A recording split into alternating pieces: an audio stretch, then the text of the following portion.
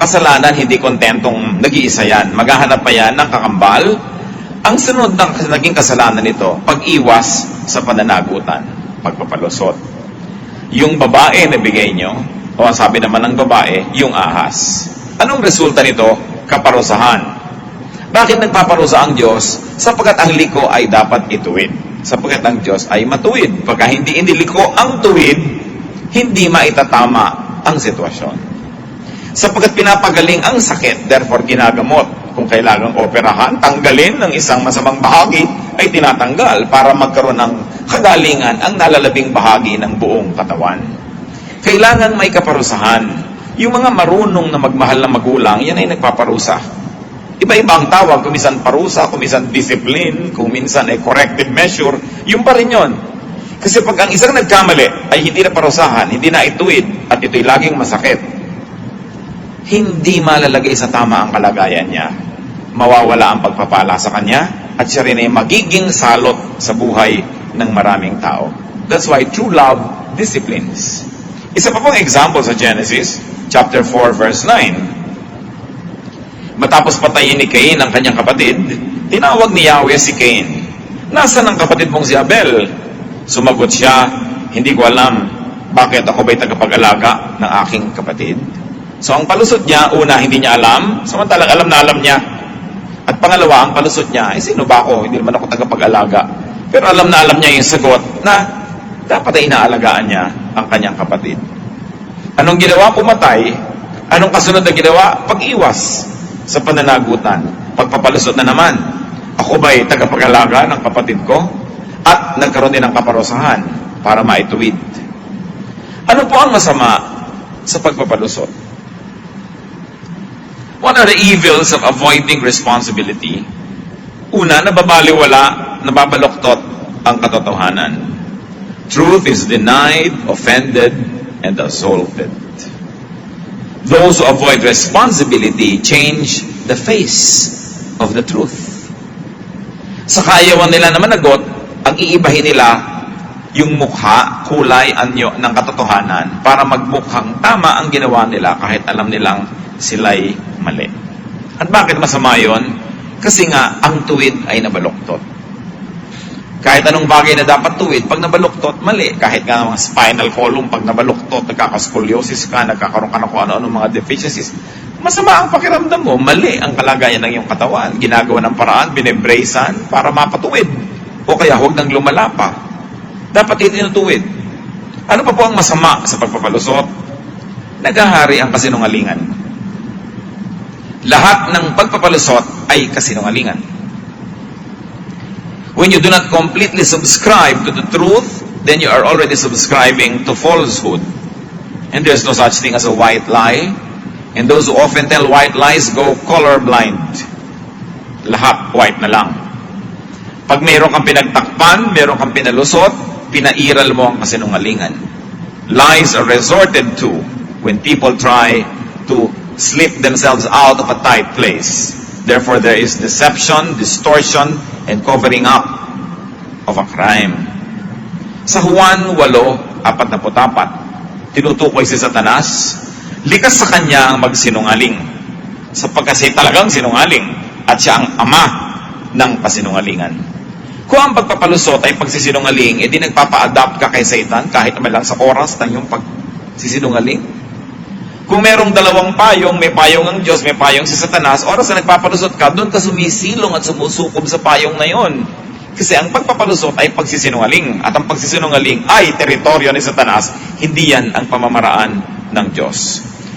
Kung may pinapalusot, ay pinagahari si Satanas. Minsan maliliit na bagay lang. Sinong kumuha ng pagkain dito sa ref?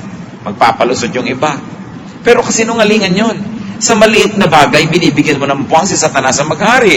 Sa maliit na dahilan, binibigyan mo siya ng trono na mauupan. Binibigyan mo siya ng kapangyarihan at puwang sa buhay ng lahat ng sangkot. Isaiah 32:7, masama ang gawain ng taong hangal. Pinapahamak nila ang mahihirap sa pamamagitan ng kasinungalingan. Di ba't napakaraming mga mahihirap ang nakakulong dahil lamang natalo sa kaso o ipinatalo sa kaso? Dahil umira lang kapangyarihan, Dahil sa kasinungalingan, maraming mahihirap ang nagdurusa ng higit pa dapat sa pagdurusa nila. Kaya ayaw na ayaw ng Diyos ang kasinungalingan. Kasi sa kasinungalingan, nabibigyan ng premyo yung mali at nabibigyan ng parusa yung hindi mali. At sapagkat dahil ang Diyos ay katotohanan, walang iba kundi ang Diyos ang talagang pinagsisinungalingan at binabangga pagka merong nagpapalusot. Minsan hindi naman naiisip ng iba na Diyos na pala binabangga nila, nagpapalusot lang sila. Pero pag nagpapalusot ka, humihiram ka ng kasangkapan ni Satanas. So sumasali ka sa kampo ni Satanas na laging nakaumang yan na lumalaban sa Diyos. You align yourself with Satan the moment you borrow falsehood. And the moment that you borrow tools from his arsenal. God is truth. Therefore, when everybody lies, or whenever anybody lies, God is the one lied to. God is the one being assaulted.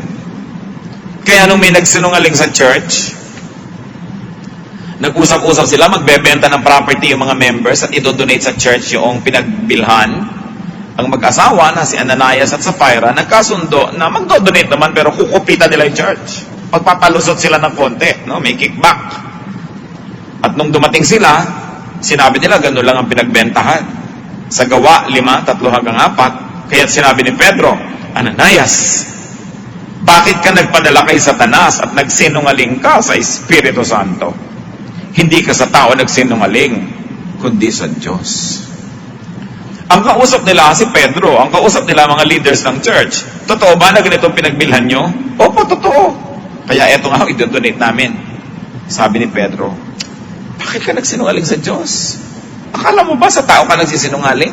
Diyos ang kinakalaban mo niyan.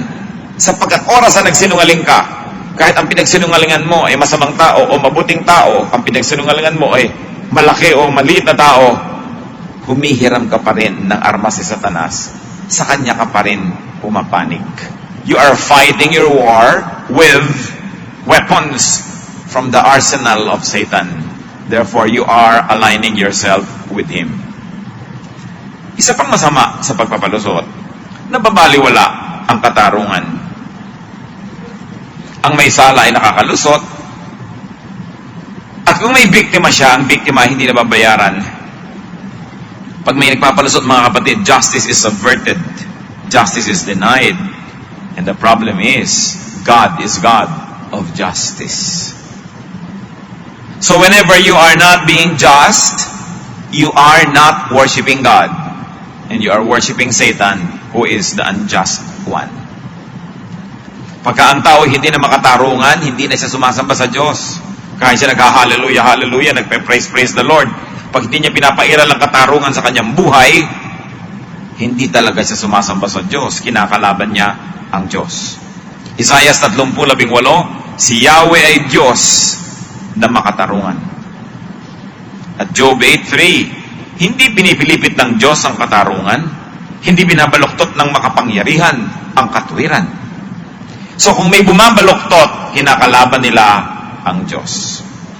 Ang Diyos ang kinakalaban tuwing ang katarungan ay binabaliwala. It is really God who is assaulted when justice is not served. Dapat nakikita natin lagi yun eh. Minsan you are not directly assaulting God, but by siding with Satan, who is always assaulting God, then you are really assaulting God. Exodus 23:6-7. Huwag ninyong pagkakaitan ng katarungan ang mahihirap. Huwag kayong magbibintang ng walang katotohanan. Huwag ninyong hahatulan ng kamatayan ng isang taong walang kasalanan. Paparusahan ko ang sino mang gagawa ng ganon. Gaano karaming mga kriminal ang nagpalusot sa korte, hindi silang naparusahan, iba ang nadiin. Sa palagay kaya natin, nagsisinungaling ang Diyos, nasabi niya, paparusahan niya. So kung hindi man nararamdaman yung parusa, hindi lang nararamdaman, pero may parusa yon dahil sinabi ng Diyos yun eh. May parusa ang paggawa ng mali, ang pagbibintang, may parusa ang pagdidiin sa isang taong walang sala at pagpapalaya doon sa makasalanan. Yan ay kinamumuhian ng Diyos. Ano pa pong masama sa pagpapalusot? Hindi na itutuwid ang mali. Hindi na itutuwid ang baluktot. Error is not dealt with. Error is not corrected. Ano po ang mangyayari mga kapatid kung ang mali ay hindi na itatama? There is imbalance. The whole creation runs in perfect balance. Balance ang lahat. Kaya ang tao na nagkakaroon ng chemical imbalance, nagkakasakit. Nagkakaroon ng hormonal imbalance, nagkakaroon ng problema kumisa sa kanyang mga mood, sa kanyang kalusugan mismo. At ang tao rin na imbalance ang buong katawan niya, hindi balance sa kanyang diet, lahat yan, ang pagmumulan ng kamalian. Pag hindi na ituwid ang mali, edi walang balance. Baluktot ang lahat, maraming magiging komplikasyon sa buhay. The balance of life, the balance of correct creation is disturbed. And when the balance of life is disturbed, there will be bad repercussions on all concerned. Kaya ang gusto ng Diyos na ang mali ay itinatama. Kung ikaw ay leader, dapat itama mo ang mali. Magulang ka, itatama mo ang mali. Ikaw ay may kapangyarihan, itatama mo ang mali. At ikaw naman ay hindi makapangyarihan, pero doon ka kumakampi sa tama. Hindi mo ipinagbibili ang iyong pagiging saksi doon sa nagbabayad kahit mali yung sinasabi mo. At hindi mo itinatanggihan na sumaksi ka sa tama dahil yun ang tama. Pagka ang mga matutuwid na tao ay nananahimik na lamang, ang mga nagwawagi at nagahari ay yung mga masasama. So by not actively participating in reaching what is true and just and good, people are actually conniving with evil to let it triumph. Kaya dapat ang tao laging naninindigan. Job 10:14-15, kapag ako'y nagkasala, ito'y iyong tinatandaan upang ipagkait mo sa akin ng kapatawaran. Kapag ako'y nagkasala, may katapat itong parusa. Yan ang sinasabi ni Job na kanyang dinadala ng dibdib. Sabi ko nun, talagang pag nagkakasala, may parusa yan. Bilang 14, 18, si Yahweh ay hindi madaling magalit, mahabagin, at handang magpatawad. Subalit hindi niya ipinagwawalang bahala ang kasamaan. Hindi niya yan ipinagwawalang bahala. Serious ang Diyos when it comes to evil. Serious business yan. Nahum 1:3, si Yahweh ay hindi madaling magalit, subalit dakila ang kanyang kapangyarihan.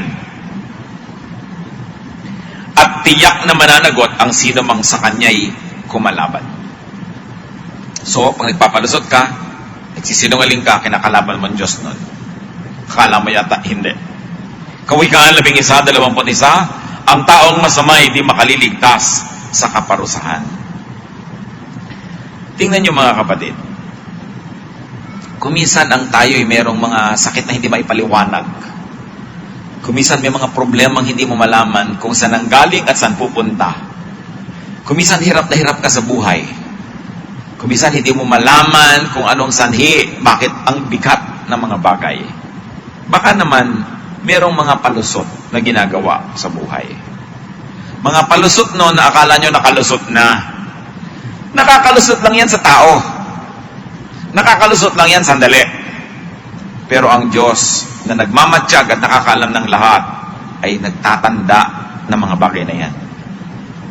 Kaya kuminsan, ang pagbabalik sa atin, walang-wala sa panahon, akala mo okay na okay ka na, payapa, tahimik, biglang dadagukan ka ng buhay. Kasi ito pala ang bunga ng mga palusot mo nung matagal na. Bakit ka dinagukan ngayon? Kasi hindi pa na itutuwid eh. Hindi pa nagbabalanse. Hindi ka pa nasisingil. Yung mga nakawaway, hindi pa nababayaran. So may pagbabayad ang lahat. Sometimes what happens in our lives could only be symptoms, warnings, na may utang tayo sa langit. Kita nyo pag nagpapalusot, sa traffic na lang na violation. Hindi na tayo magpapataas ng kamay. No? Sino dito, ang paghinuli ng pulis, nagpapalusot? Ay, di nagpapalusot sa pulis, hindi ko nakita ang sign, hindi ko ganyan. O kaya, bibigyan na lang yung pulis. Silang dalawa na ngayon ang magkakasapakat para pareho silang magpalusot. So yung pulis din, magpapalusot na, kunwari, gagawin ka ng resibo, ikaw naman magpapalusot ka, kunwari, ganito, ganyan-ganyan. Sasabihin sa'yo ng pulis, para hindi ka na mag-seminar. Ibig sabihin, magpalusot ka na. Pero ibibigay mo sa akin yung pera, ipapalusot ko rin yan, hindi ko na yung resibuhan, o ganun, pareho kayo nagpalusot. Kita nyo ang lipunan natin ng gulo. Ang traffic violation, left and right. Ang mga nakapark sa no parking, ang dami-dami. Yung mga bus na dapat hindi mag-pick up ng pasahero dito, nagpi-pick up sa mga kanto. Kaya kung liliko, hindi ka makadaan-daan dahil may nakahambalang doon na naghihintay. Ang gulo-gulo ng lipunan. Lahat tayo nagbabayad dahil sa ating palusot culture. Personally, you may be able to run away with it. You may have a little comfort, but you become a part of a horrible social system. Dahil ang lahat, konsentidor. Kung ang lahat ay magtutulong-tulong na, hindi na lang ako magpapalusot, at ikaw naman isa nagpapalusot, hindi mo papalusutin, aayos ang lipunan natin. Tayo rin ang gumugulo sa mga sarili nating buhay. Bakit tayo nagkakabuhol-buhol sa traffic? Bakit tayo nagkakainis-inis? Bayad natin yan. Kasi hindi natin itinutuwid ang mga liko sa ating lipunan. Traffic violation pa lang yan. Ang dami-dami pa. Napakarami pa natin pagpapalusot. Gaano karaming tao ang nagbabayad ng buwis? At sa nagbabayad ng buwis, gaano karami ang tapat magbayad ng buwis? Ang palusot mo naman, nanakawin lang naman ng gobyerno. So, ikaw na lang magnanakaw. Hindi mo ibayad dyan, di hayaan mo ka nagbayad. Ninakaw ng mga nasa gobyerno, di sila managot sa Diyos. Pero ikaw na mismo, inuutos na magbayad ka ng buwis, hindi mo ginawa. Ikaw na ngayon naman ang nagot. Tapos, walang gamot ang mga ospital natin, walang chok ang mga school, walang bubong, tapos galit na galit tayo din sa gobyerno, bagamat nakakagalit naman talaga ang maraming kaululan ng ating pamahalaan. Pero marami rin tayong pananagutan dahil pinapalusot din natin eh. Alam na natin dinadaya tayo, payag ka naman, di pasensya ka kasi nagpapalusot ka. Lahat nagdurusa. Ano pa ang problema sa pagpapalusot? Ito talaga ang hindi nararamdaman at hindi naiisip ng taong nakalusot. Dahil nakalusot siya, guilty pa rin siya. Guilty pa rin. The offender is, and the offender remains guilty. Minsan po, ako'y dumalaw sa Bilibid prisons. At tinanong ko, dinadalaw ko nun huwag na lang, kung sino. Sabi niya, yan yung si ganun eh, yan yung ganito, yan yung kilalang rapist na ganito, yan yung ganon, yan yung ganyan. Sabi ko, hindi ba siya binubugbog dito? Kasi yung ginawa niyang crime. Sabi naman itong kausap ko, nakakulong na nga siya dito eh, nagbabayad na nga siya. So bakit pa siya bubugbugin? Alam niyo ibig sabihin? Dahil hindi siya nakalusot. Siguro, sinubukan din naman magpalusot, pero dahil hindi nakalusot, nakakulong ngayon dito, nagbabayad na siya, so hindi na siya dapat guluhin pa. Alam nyo, yung mga iba kaya nagugulo pa ng buhay, nagugulo ng mga multo, nagugulo ng kahapon, kasi guilty pa sila, hindi pa sila nagbabayad.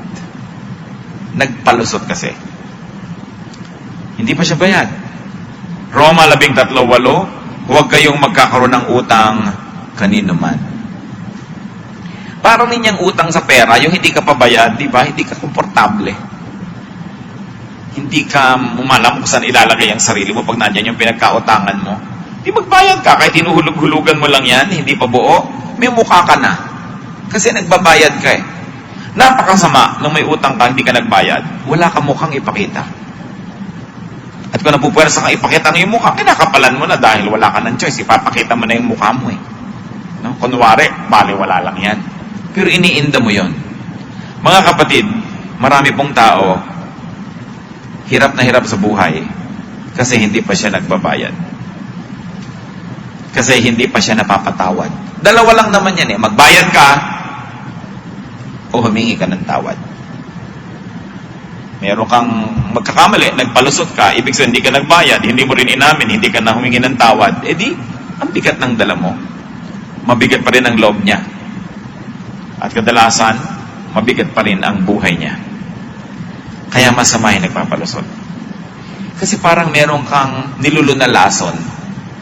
It's only a matter of time when it will manifest and show itself in your body. Meron ka itinagong bulok. It's only a matter of time dahil aalingasaw yun. Meron kang pinalusot, may kasunod yan naggusot. Baliktad yung sinasabi nila, yung may gusot, may lusot. Hindi yon. Kung may lusot, may gusot. Because God is God of justice. Awit 40:12. Kay rami na nitong suliranin na sa karamihay di kayang bilangin. Alipin ako ng pagkakasala na sa dami ako'y di na makakita. Higit pa ang dami sa buhok sa ulo, kaya nasira na pati loob ko. Sa dami ng naiipong kasalanan, sabi niya, dumadami ng dumadami. Dahil yung nagpapalusot, pagka na-corner, iimbento uli ng ibang palusot yun eh. Hindi naman biglang aamin na lang yun, tapos na. Dadami ng dadami yun. Bibigat ng bibigat, lulubog ng lulubog. At may mga tao, habang nagkakaproblema, hindi nilang aminin na may problema. Hindi nilang tanggapin na may pagkakamali. Hindi nilang humingi ng tawad o magbayad. Nagpapalusot. Ang nangyayari, mas nilalaliman nila ang hukay na kinakalubugan nila. Awit 38:3. Ako'y nilalagnat dahil sa iyong galit.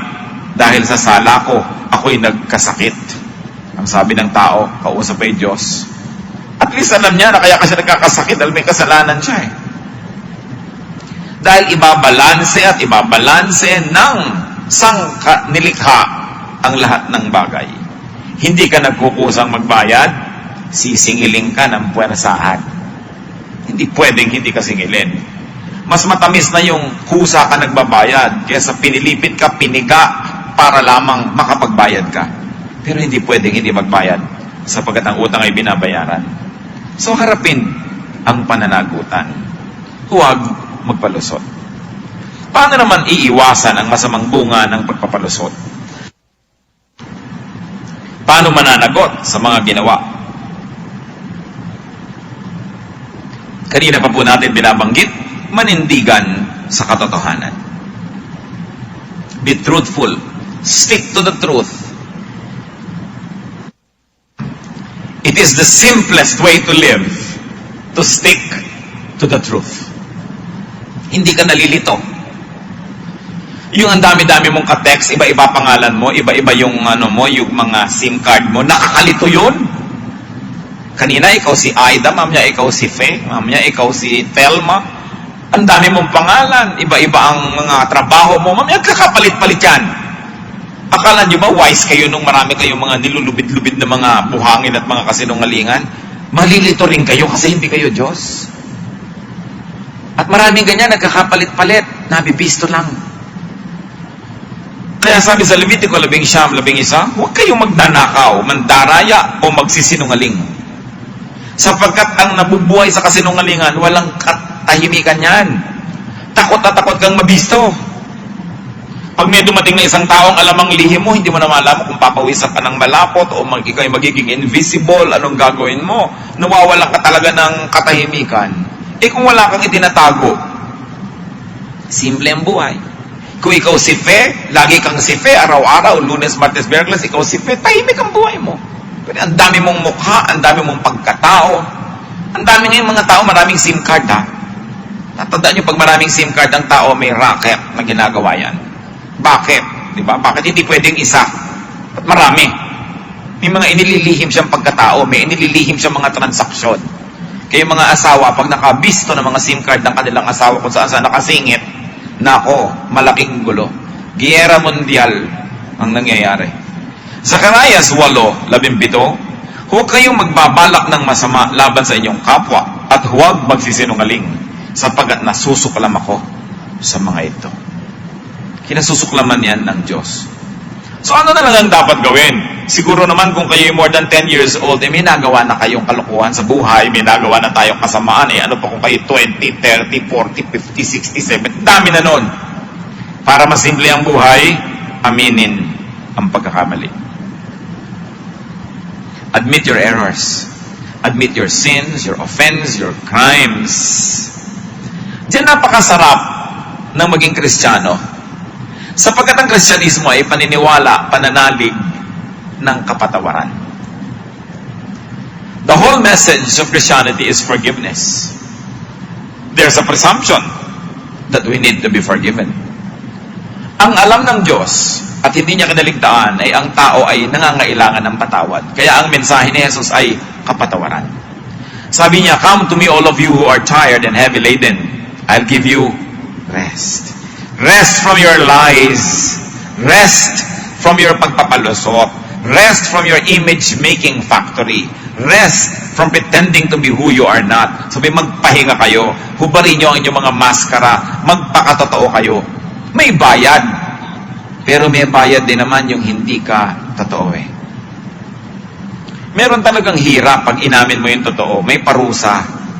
Pero higit lalong malaking parusa, yung binablockmail ka ni Satanas. Mabuti pa, aminin mo na lang. Ngayon, may mga nagtatanong, Pastor, isa po akong may asawang lalaki. Tao po ako, lalaki, may asawa. Napakatagal na po na ako'y nagkamali, nagtaksil ako sa asawa ko, pero tapos na po yun, hindi ko na binalikan. Tahimik ang buhay namin ngayon. Aaminin ko pa po ba? I would say, kung hindi mo na talaga binalikan, tapos na, tahimik ang buhay nyo, ba't naman pahihirapan mo pa yung asawa mo? Ba't kailangan pa sabihin ngayon? Basta huwag mo na lang uli gawin, ituloy mo na ang iyong magandang pamumuhay. Pero kung ang pag-amin kasi ay necessary for you to deal with it, to uproot it, and to get the help of your wife to get away from this horrible situation, then kailangan aminin. Kasi kuminsan din naman yung pag-amin, gumaan ang loob mo, pero lumipat sa kapwa mo yung bigat. No? Dahil sinabi mo pa sa kanya. So kuminsan, mabait ka na rin na hindi mo nasabihin pa kung hindi na talaga kailangan. Pero kung yan ay isang necessary part of solving your problem, then go through the indignities and difficulties of having to humble yourself. Dapat aminin. Pangalawang Samuel 12:13, sinabi ni David kay Nathan, nagkasala ako kay Yahweh. Sumagot si Nathan, pinatawad ka na ni Yahweh at hindi ka mamamatay. Kita nyo, nung ma-realize siya na nagkasala siya, pinatawad. Yun ang masarap sa Diyos eh. Pag inamin mo yung kasalanan mo, humingi ka ng tawad, pinapatawad ka, eh bakit hindi mo aminin? Ba't di ka nalang humingi ng tawad? At marami pong tao ganun, nagkakamali. Kung aaminin lang nila sa kapwa nila ang pagkakamali nila, papatawarin naman. Siyempre, lalo mga magulang o kaya kumpanya o kaya ay legal system, dapat parusahan ka kasi habang pinapatawad ka, maraming nanonood, masama namang leksyon na hindi ka malang naparusahan.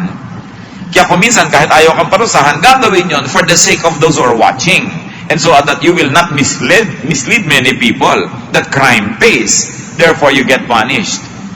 But it's a lot easier to face that kind of punishment than to live with guilt. Ang pagkakamali ng iba, may mas madaling paraan para ma-restore ang buhay nila, humingi lang ng tawad. Ba't di nila yun gawin? Ba't hindi magpakumbaba? Aminin ang pagkakamali. Ikaw naman may budhi, alam mong mali ka. Pero meron ka ring evil nature na, hindi ka mali, ikaw ang tama. Naglalaban yan. Pag mamimili kayo, ang sundin nyo yung pagpapakumbaba kesa sa pagmamataas. Ang sundin niyo yung pagpapalambot ng puso kaysa pagtitigas. Ang sundin niyo yung pag-submit sa authority o doon sa pinagkamalian nyo kaysa paglaban doon. It's always the easier way. So humingi ng tawad sa Diyos, sa ginawan at nagawan ng mali. Awit 25:11, ang iyong pangako, Yahweh, hindi yung tatanggapin nyo ang kamalian, tapos ayaw nyo tanggapin yung parusa. Yung nagpapakumbaba ka, tapos pinagalitan ka, nagpapakumbaba na nga, ganyan ka pa, yung ikaw na naman ang galit, no? Tanggapin mo, pag binatukan ka, tinapakan ka, pasensya ka. Diba? Hindi mamaya, ikaw na naman yung galit, magkagalit uli kayo. Huwag pinapairal dapat yung pride dyan. Alam niyo mga kapatid, pag nagkamali ang tao, ang agad na suggestion, automatic suggestion ni Satan, be proud. Para lalo kang mapahamak. Pag nagkamali, magpakumbaba na lang. Kasi pag nagpakumbaba ka na, wala nang magagawa ang tao laban sa'yo. Tinanggap mo na yung mali mo. Nakayuko ka na, ano pang gagawin sa'yo? Wala na. At ang tao naman, mahabagin eh. Kasala ako, di pasensya ako. So, tiisin ang bunga. Ang pagpapalusot ay pagsisinungaling, pandaraya, pag-iwas sa katotohanan, at pag-iwas sa pananagutan. It is a direct offense to God. And it is base, masyadong mababa. Yung nagpapalusot, walang dignity. Kung may dignity ka, may class ka, aaminin nung mali ako, sorry, may bayad. Pero yung kung ano-anong pinagkakagawa mo, nagsisinungaling ka, yung nakakanda, lito-lito ka, para ka lang magpalusot, walang class. Wala talagang dignity. At kung makalusot ka man sa tao, nalagay ka sa gusot sa Diyos. Hindi ka na singil ng tao, Diyos ang sisingil. Na ipagkaila mo sa tao, alam ng Diyos, papayagan ba niya yon? Hindi. May singil. Pangalawang Samuel 24:17. Nang makita ni David ang anghel, sinabi niya kay Yahweh, napakalaki ng pagkakasalang nagawa ko sa inyo, at ang mga walang malay na tupang ito ang nagdurusa. Ako at ang aking sambahayan ang parusahan niyo. Isang uri talaga ng pagbabalik loob na akong parusahan niyo. Ako ang nagkamali. Anong uri at gaano kababa ang pagkatao na nagkamali ka, alam mong nagkamali ka, pero ayaw mong maparusahan hanggang may iba ka pang ipahamak na mapagbintangan at siya ang magdadala ng parusang dapat ay sa'yo. Sa palagay mo, hindi ka magkakasakit nun. Sa palagay mo, hindi ka abutin ng malas sa buhay nun. Sa palagay mo, makakalusot yon. Ayaw na ayaw yan ng Diyos. Unang Samuel 15, 24 hanggang 25. Sinabi ni Saul kay Samuel, nagkasala ako. Sinuway ko nga ang utos ni Yahweh at ang bilin mo sa akin. Nagawa ko ito sapagkat natakot ako sa aking mga tauhan. Kaya't pinagbigyan ko ang kanilang kagustuhan. Ngayon ay nakikiusap ako sa iyo na patawarin mo na ang aking kasalanan at samahan mo ako sa pag-uwi upang ako'y makasamba kay Yahweh. Hari, si King Saul, nagmamakaawa sa propeta, patawarin mo na ako. Samahan mo ako at nang ako'y makauwi. Pero yung hari, pwede naman mamatigas eh. Pwede rin niya na lumaban. Anong gagawin mo? Alam mong nasa mali ka, lalaban ka. Anong klaseng panlilin lang sa sarili ang kailangan mong gawin para ituloy mo ang mali mong ginagawa? Kaya ang kailangan magpakatao. At ano pong ibig sabihin ng tao? Malambot ang puso. Yan ang ibig sabihin ng tao.